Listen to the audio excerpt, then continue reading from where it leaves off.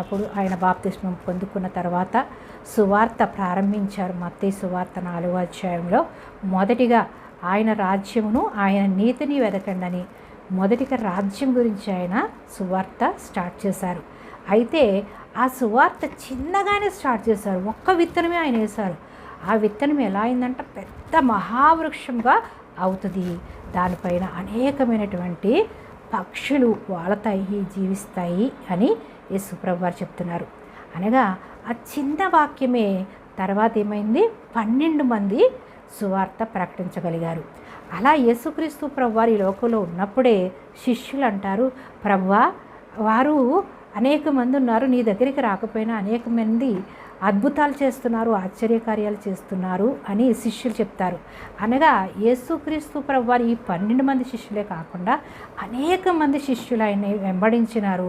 వాళ్ళందరూ కూడా